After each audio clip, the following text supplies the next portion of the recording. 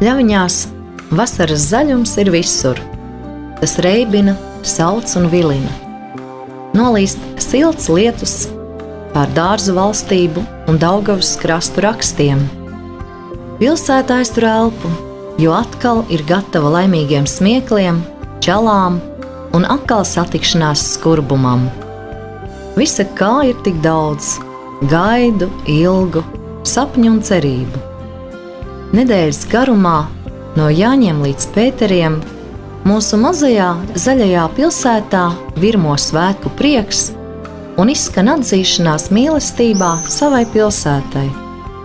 Aicinu Gostiņu, Karjera, pilsētas centra, visus Pļaviņu pilsētas iedzīvotājus piedalīties pasākumos un ar savu klātbūtni apliecināt piederību pilsētai.